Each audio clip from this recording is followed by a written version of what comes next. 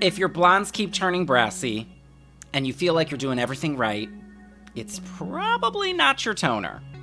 There's a bigger issue that most people miss.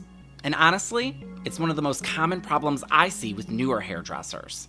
So I've worked as a stylist, educator, and even as a campus director. And I've seen this over and over again. People think blonding problems come down to product choice. But most of the time, it's actually happening way earlier in the process. So let's break this down simply. Brassiness happens when you don't lift the hair light enough, or the underlying pigment is still too warm. So if you're lifting to a level 7 or 8 and trying to tone it to a clean blonde, it's not gonna work the way you want it to. No toner can fully cancel out the warmth that hasn't been lifted properly. Okay, so here are your levels of lift. So if we're looking at this, you can see that when you're starting at a level 5, which is a light brown, the undertones inside of a level 5 are actually going to be a rich red type of color. That red gradually starts to decrease and you move into these orange and yellow kind of categories. So if you're at a level 8 or a level 7 like we spoke about, which are in these ranges here, you're going to have all of that underlying warmth as you start to lift the natural pigment out of the hair with lightener. So if you're looking for a clean blonde in this category here, you're not going to get it because you're going to have all of this underlying warmth that you're going to have to cancel out, which means that you're going to have to drop your levels down when you're toning. You're never going to reach this beautiful clean blonde. So here's what actually fixes it. Number 1, lift matters more than toner. You need to lift to the correct level before you even think about toning it. Number 2, clean sections.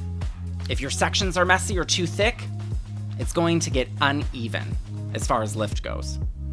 And this leads to patchy and warmth spots. Okay, so what does proper sectioning actually look like? So you got to get it into workable quadrants first. And you'll notice I'm using one hand. The top of my finger is my guide. My comb is gliding on top of that finger to give me a clean parting. So now you'll see here that we've split the hair into 4 workable quadrants. So now we're going to take a parting off of that back quadrant. You'll notice that the section that we've taken off of this quadrant is see-through on the bottom and the top. This is going to give you the right thickness so that you can have even saturation. And number 3, if the hair isn't fully saturated, you're leaving pigment behind.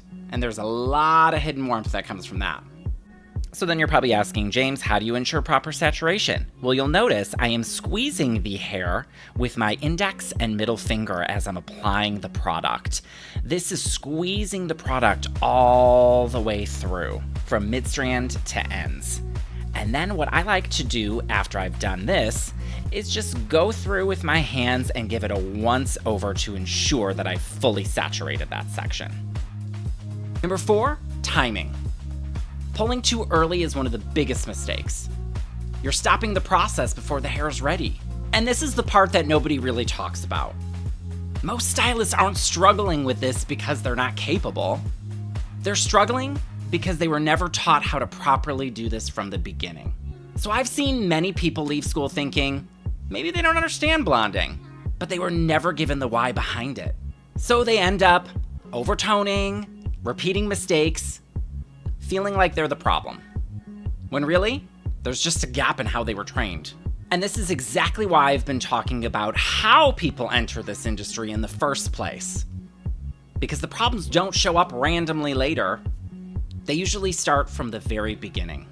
So if you're trying to learn this the right way, or you're thinking about getting into this industry and want to avoid these kinds of gaps, I'm building something specifically for that stage. You can check out the link in the description and follow along.